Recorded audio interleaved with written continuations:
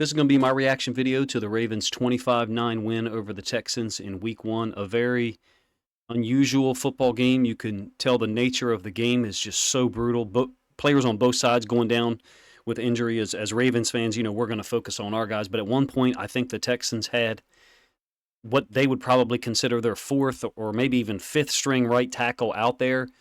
Multiple guys getting hurt on both sides. As Ravens fans, we're obviously concerned about J.K. Dobbins, Ronnie Stanley, Tyler Linderbaum, and Marcus Williams. To get a win in Week 1 is a good feeling, at least for me. What I typically do in my reaction videos, if you're new to them, is I'll make some general observations overall in the beginning, show you a couple of possessions, show the game stats as well, and then try to break down the game from a first half perspective. I make extensive notes at halftime. My wife doesn't really like it because it's halftime. She wants the kids to be able to play with me, but I'm trying to make notes real quick, and that way my reaction videos can be out quick and as organized as possible. This one will probably be a little less organized than most. But look, man, David Ojabo, what he hits, he destroys. I've said it multiple times. May not get 8 sacks, he may only get 6, but man, the forced fumble, again, it's against a right tackle that's overmatched. I don't even know that guy had played right tackle at all in the preseason, but Ojabo with the strip sack was a huge play. Roquan Smith, Patrick Queen, 16 tackles for Roquan and a sack. Huge momentum swing when he got that sack down there when I think the Texans are a second and goal from the 9. And then Patrick Queen, 11 tackles, 1 sack, and an amazing play against the pass that I'll try to cover in a film study. I thought Odafe Oweh played extremely hard. I thought he was held clearly by their left tackle Tunsil twice when it was not called. I was sure that one of them was going to be called and the hold was called on someone else. It's almost 2 different sets of rules for tackles and guards in the NFL this year so far. But 3 quarterback hits for Oweh, 3 tackles. I thought he was in pursuit of Stroud often. Good to see him and Ojabo and Clowney getting some things done on the edge. And our corners out there were times where we did get picked on, no doubt, Darby and Stevens. Stevens had 12 tackles. Perhaps that's a matter of him being targeted so much, but I thought he brought the wood. I thought he laid people out. He missed a huge opportunity at a pick 6 in the first half that I thought would have really put the Texans in a bind in terms of what they were able to do offensively, what they were still had options left, I should say, because the Ravens really shut them down. I mean, the guys on the inside, look, you can say all you want about Justin Madubuike getting 2 or 3 or maybe even 4 penalties, which is terrible. Him and Michael Pierce are a problem in there. Dameon Pierce is as good as it gets, for my money, in the NFL. And they shut him down, I think, 11 carries, 38 yards. I'm going to let the stats flow here. Hopefully the stats are going to change for you. If they're changing too quickly, let me know in the comments section. I'll change the timing of it. In previous years, I'd let the offensive stats sit there for like 5 minutes. So I don't know if people prefer this method or the way I used to do it. But in any case, look, the Texans' run game, which is what their offense is predicated on, 23 carries, 72 yards, 3.1 yards per carry. And Stroud had 20 yards rushing. And he's a mobile dude. Like, I like C.J. Stroud. I'm a fan of C.J. Stroud. I did not like all the talk about him in the pre-draft process. That team there, the Texans, reminds me of 2 teams. The Lions last year, but really they remind me of the Jets last year. The same type of tough-as-nails defense in Week 1. Now, the difference is that they've got C.J. Stroud at quarterback, and last year's Jets team had Joe Flacco, a Super Bowl winner, but an old version of Joe Flacco nonetheless. This looks like a team that can win games to me, especially when their offensive line gets healthy. We just shut down their running game. I don't think it should be taken for granted. The rest of the NFL is not going to hold the Texans' run game to 72 yards overall, in my opinion. One guy that I got to talk about, and I think I said this in a preseason video, Darius Washington. I'm happy to be wrong. Like, the dude balled out. I saw him break up a pass. He got a sack. He was in on Stroud on another pressure. Super versatile player. Really cool for us as Ravens fans to see the depth that we have over there at DB. That we thought had promise, or other people did. I wasn't a huge fan of Darius Washington, and other people like EA were super high on him, and everybody deserves credit. And I'm glad to be wrong, because Darius I thought was balling out. And there's times where they got beat. Nico Collins is a talented guy. He's a talented receiver. I think he had 6 catches, 80 yards, something like that. Robert Woods, 6 catches, 57 yards. A lot of them seemed to be on Darby's side, on the right side. I don't know what's going on with Rocky Sin, but didn't see him out on the field. At least I didn't. Maybe he wasn't even active. But in any case, I thought the Texans really only had 1.5 drives where their offense was working. I'm talking about the run game. utilizing the run and the play action boot stuff, a la the 49ers, Connie. By the way, what a shocking result. The 49ers run for 100. I think McCaffrey ran for 158 on the Steelers, and they dropped 30-7. I don't know about you, but I was not expecting that. The Steelers defense, for my money, reminds me of us. Our defense reminds me of the Steelers defense. Somewhat interchangeable in terms of the way they play, the physicality, and it sounds like the 49ers just bullied them. And not only that, the Bengals offense did nothing today. So from an offensive standpoint, which is what I'm going to talk about next overall, we were certainly very ragged. We were certainly very sloppy across the board, everybody. And we got concerns at offensive line. Stanley, hopefully he's okay. Me personally, if I was involved, I'd advocate for shutting him down for at least 2 or 3 weeks. Because ankles and I thought it was a knee, as it was reported. Ankles and knees, in my experience, are related, even if it's an ankle on one side and a knee on the other, or the same side. Hopefully he's okay and ready to play next week. But I would advocate for not letting him play.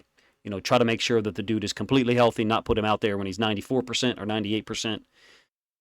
Linderbaum would be a huge loss, as is J.K. Dobbins. I really can't even find the heart to talk about that dude. I mean, a terrible break for J.K. to come back and be playing well, and then it looks like he's out for the year.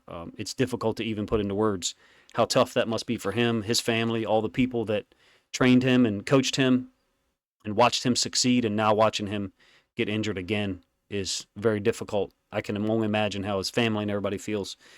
The rest of the offense was very inconsistent and not fun to watch for me. I don't know about you. It was not enjoyable. It didn't seem like we had an identity. Now we have pieces that had an impact. Lamar made some plays. The throw to OBJ on that third down, 3rd and 6, I think, to help us get a 25-9 lead. It was 22-9, 3rd and 6 from the Texans 38 in the fourth quarter, and he completes that pass to OBJ. Back shoulder, I thought it was perfectly placed. That looked great to me by Lamar. I did not think Lamar played well at all today. I thought there was times where it was obvious the Texans were blitzing, and somebody, Lamar, offensive line, whatever, wasn't making everyone aware of that and checking into something else. And then the Sticks Blitz Zero stuff. I put out a video last week talking about it, and to me, the Texans followed the same game plan. Now, my brain may say that because that's how I perceive most of the NFL tries to defend us. But here's what I thought I saw. You guys can tell me if this is what you saw. First and second downs, the Texans were playing a lot of softer, too high coverages. Occasionally, if it's a rundown, they were bringing a safety down in the box. But they were making us execute up and down the field. And we weren't able to do that. We weren't consistent enough today, other than the 6th possession and I think the 7th possession where we had a short field. And then on third down, they were playing Sticks Blitz Zero. At least that's what I thought I saw. You can let me know in the comment section if you saw it differently. I thought I saw Sticks Blitz Zero a lot. And we didn't handle it well. Again, I offer to you that I don't know why it continues to work against us. We've seen other people destroy it. We came into week 1 here, 2023, and it didn't seem like we had a lot of effective responses for it. Maybe I'm forgetting or misremembering some plays, but Sticks Blitz Zero seemed to have an impact on us. And then when we do bust the screen to Zay Flowers, which was incredibly exciting, that's the play where Ronnie goes down and gets hurt. We seemed, I don't want to use the word snake bitten, but we seemed almost a little snake bitten today. Zay Flowers, what can you say about him, man? Pure fire with the football in his hand. Great draft pick. He is absolutely as advertised. J.K. goes down. Justice Hill comes in, scores a couple of touchdowns. The depth of our roster is built to withstand injuries, but, man, it is frustrating to be a Ravens fan and see the offense struggle, number one. Number two, see offensive players get injured, and we don't know their status. At least I don't as I'm recording this video. Shout out to some of the guys in the Discord that keeps things positive. Stacy, Jeremy, among others. They're always trying to keep it positive in the Discord because we're all chatting during the game, not talking, but typing.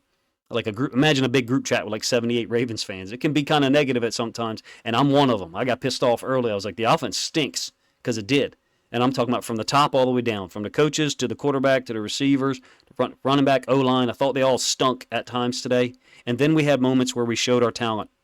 No identity is some of the notes that I wrote. Very similar to the Jets week 1 of 2022, where the offense was inconsistent. Now, in that game, Lamar had a late interception up the left sideline to Demarcus Robinson. The game was already, there was no doubt about the winner in that game last year when he threw that interception. This year, the interception on third down against man free on third down, I thought was a really poor decision by him. But when the All-22 comes out, you get to see a little bit more and make a better evaluation. I will say this. The Texans' defense plays fast. Whether we thought they were going to be a good team and hang with us or whatever, or the Texans' defense plays fast. Denzel Perryman plays fast. Derek Stingley, physical, fast. Will Anderson, as advertised.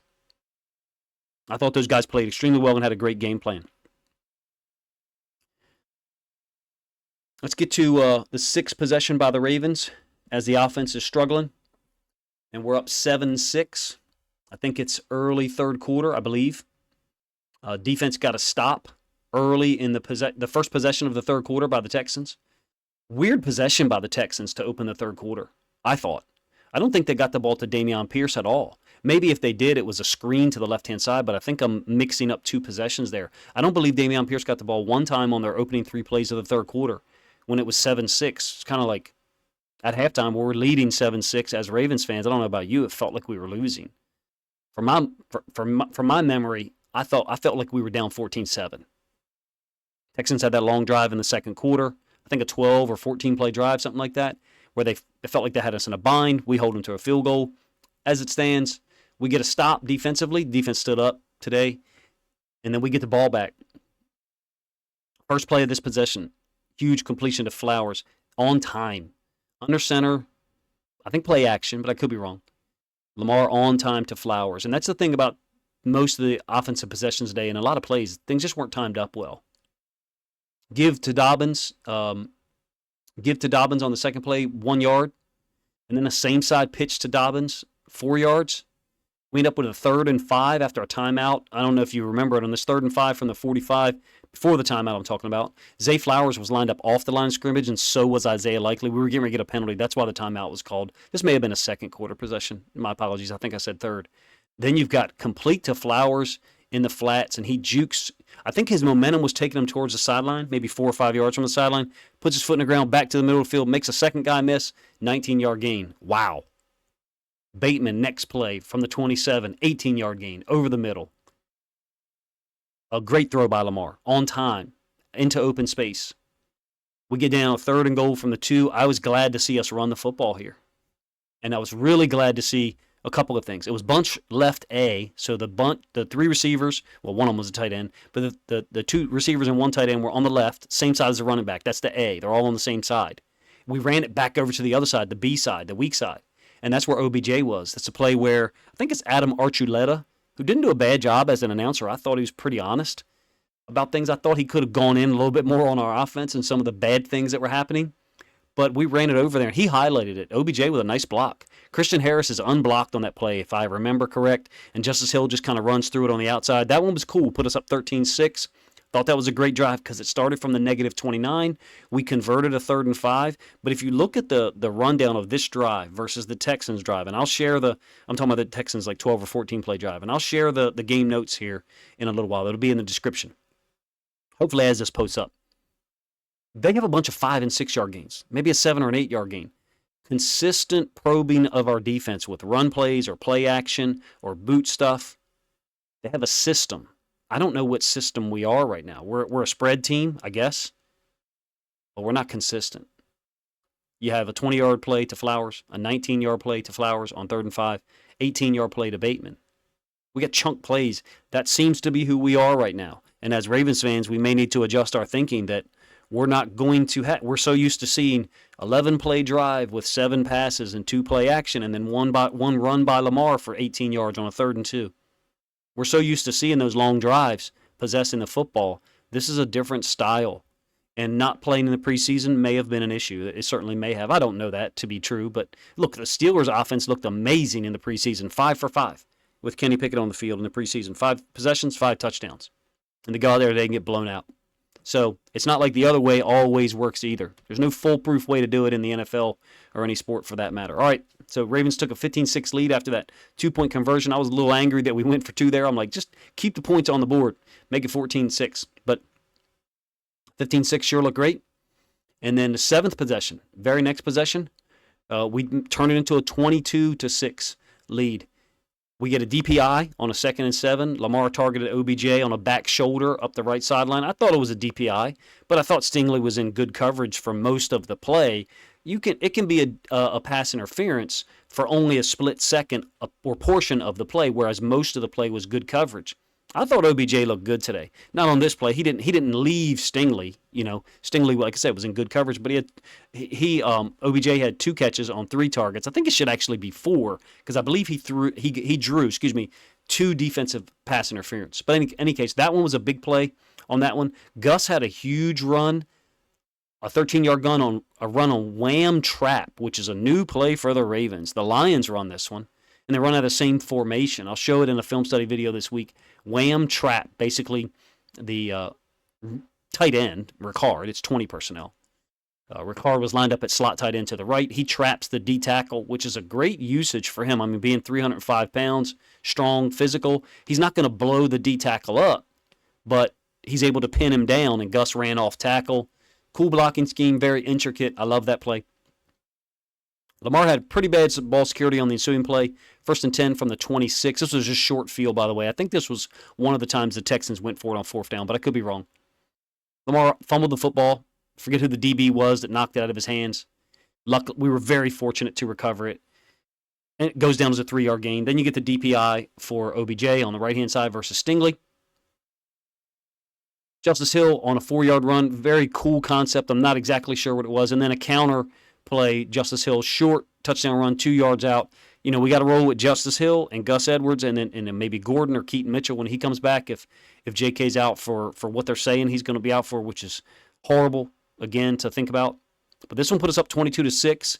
It was still kind of ominous for me the second half. I didn't think that this looked like the type of game that we were just going to end up winning 36-9 or 36-6. I don't know about you. Even when it was 22-6, I felt like we still had some meat left on the bone. We still had some work left to do. I'll talk about my first half notes, which are a little more extensive. I should say a little more general. Very ragged. The turnover, I thought the interception by Lamar was poor.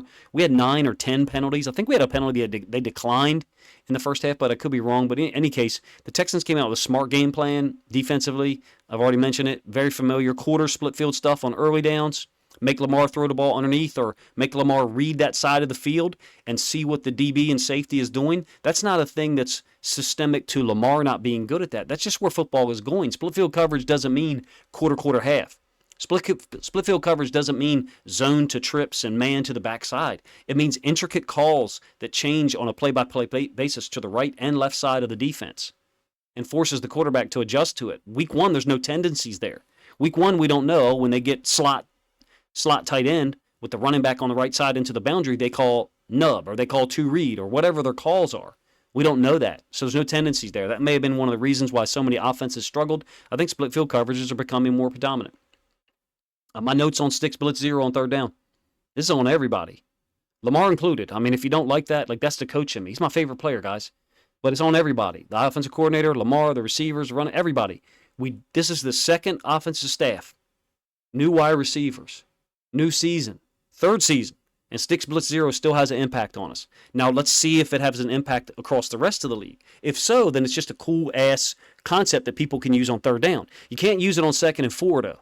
The Dolphins did in 2021, I know. But you can just down block everybody and read the MN on line of scrimmage. You can run the ball against that look and gash them. Think of Lamar's 78-yard touchdown last year against the Dolphins at home in week 2, I believe. Sticks, blitz, 0. We just down blocked everybody. Lamar read it, and he's off to the races. You can't play it on run downs, but it's damn tough for us to deal with on 3rd downs, apparently.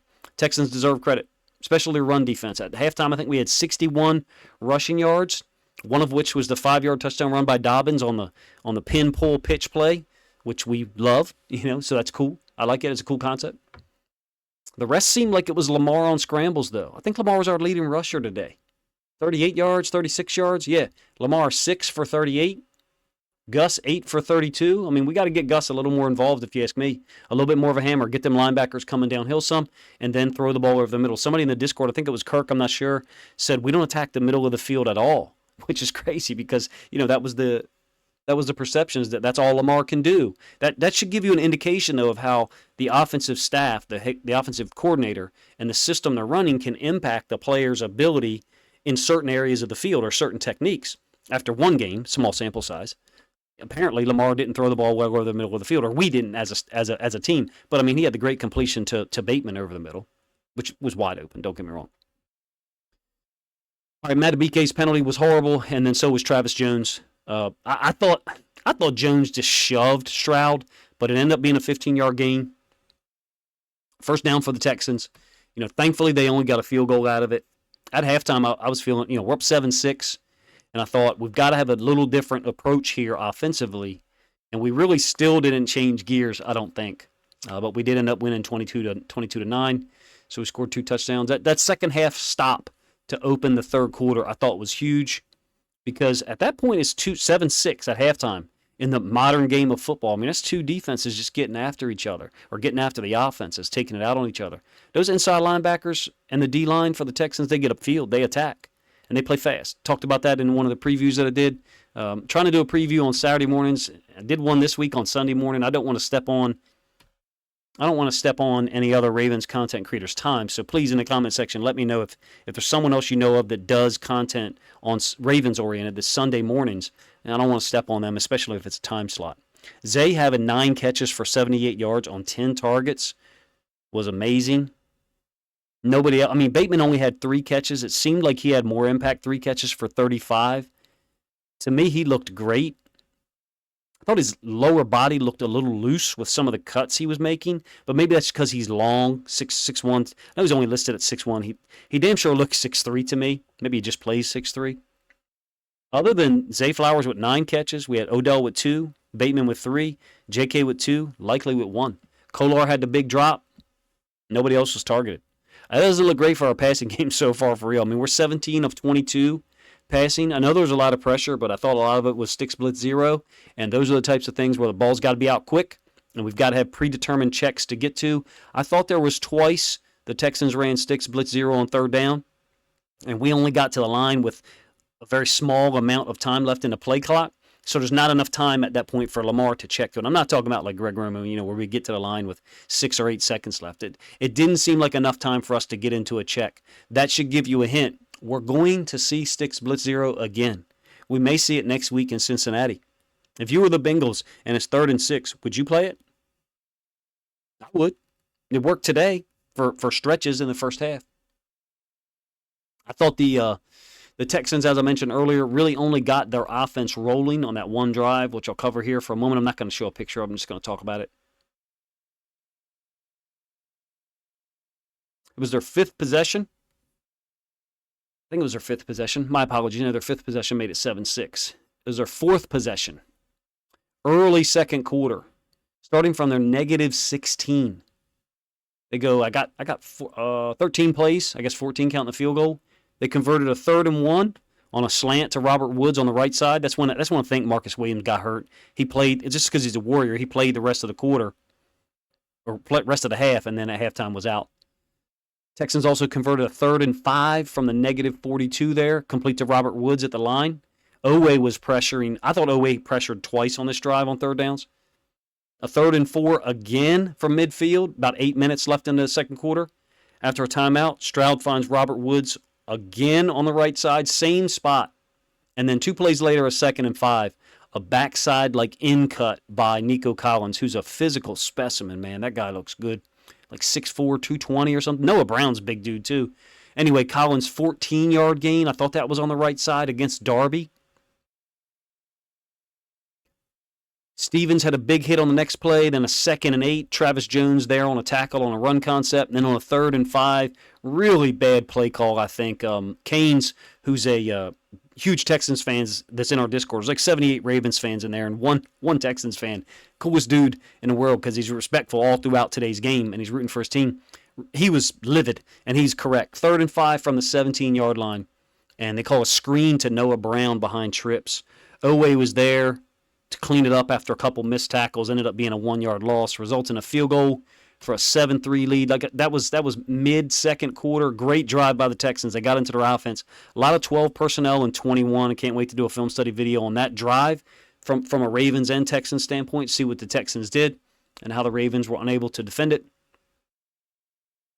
I think we gave up a sack on an incomplete pass on the ensuing possession, our fifth, on a 3rd and 10, sticks blitz 0. I think it was Petre blitzing, unless he was out by that time. And then a really tough possession to watch. Texans get the ball with 1:54 left.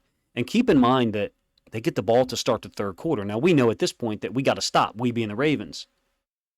1:54 left in the second quarter, We're up 7-3. And the Texans get the ball on the -12, their own 12-yard line. We get a face mask. 15-yard penalty for the Ravens. Next snap from the -31-yard line. 3rd and 7. Tank Dell, right side. Looks like he beats Darby. I'm guessing. It was one-on-one with a corner. I don't know, to be honest with you. 10-yard gain. Robert Woods on the ball that was almost a pick six by Stevens.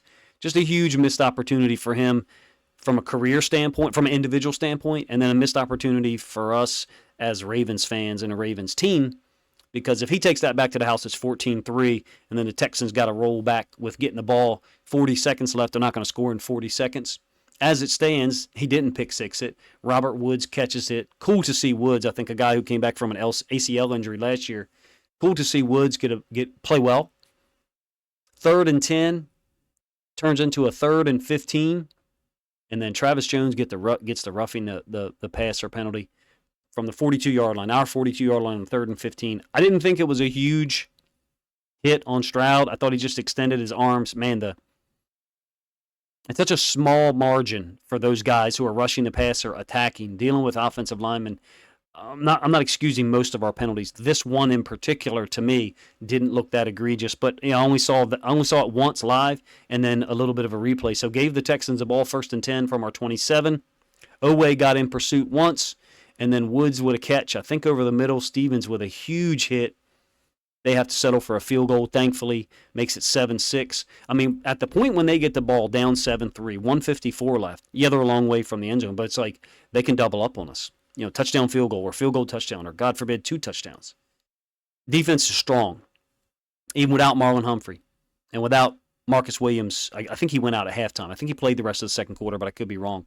Geno Stone played like a missile on 2 screens, on a screen and a run play. I don't think he had any big hits, but Geno Stone comes downhill. I'm worried about him getting hurt too because of how hard he plays.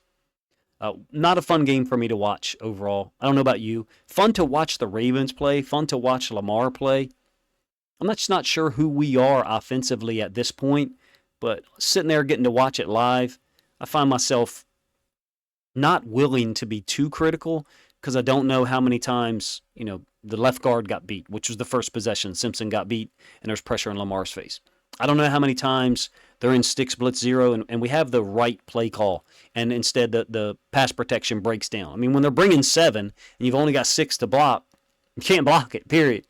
The guy off the edge is going to be free. If you remember the Miami Thursday Night Football game 2 years ago, you remember who was running free the whole time? It was the guy outside of our right tackle. It was the same thing today.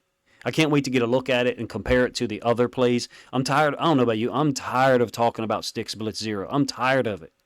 Like, even if it's 3rd and 4, if you run the ball and just down block everybody, you're going to gouge them. If I do cover it this week in video form, I'll show the run plays against it.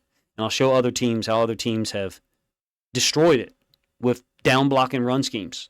We did last year. I can't show that play, the touchdown run by Lamar against the Dolphins, because the NFL used it on their highlight channel last year. But in any case, man, you let me know if you were struggling like I was to be super positive with this game, especially in that late 3rd quarter, early 4th quarter stretch where you realized how long of a football game 60 minutes is.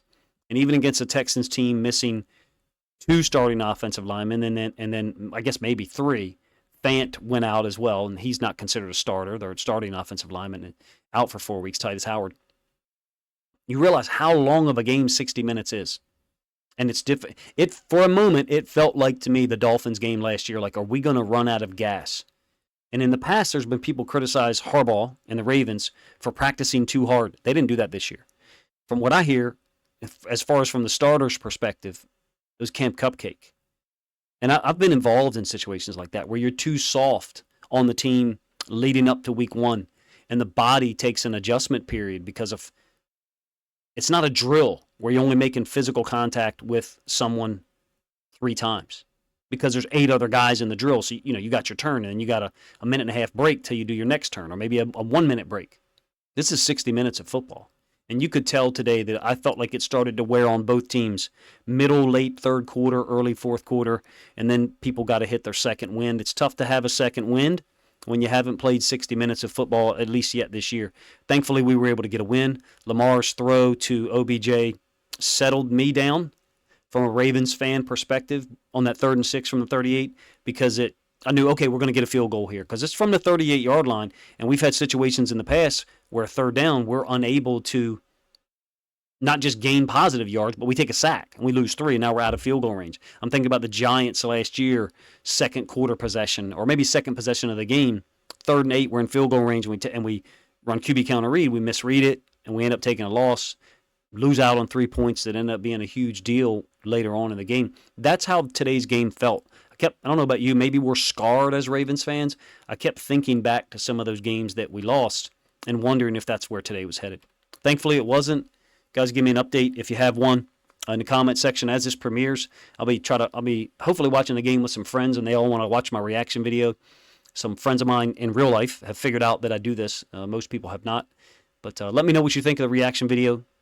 And hopefully all of those guys are healthy. Pray for them. Stanley, Linderbaum, J.K., Marcus Williams, that they can return quickly, not too soon, and help us get more wins. 1-0 sure feels good to say now, but it didn't feel good about 2 hours ago when guys were dropping like flies, and it was tough to watch. Appreciate you guys' time. If you think other Ravens fans would enjoy this content, please consider grabbing a link to this video, sharing it out on social media to help the content get more reach. Let me know what type of film study videos you'd like to see this week from an offense-defense perspective. I'm quite sure I'll be doing one on Ojabo, Owe, and Clowney because I thought those guys played with a lot of force. The whole defensive front seven did. Appreciate you guys' time.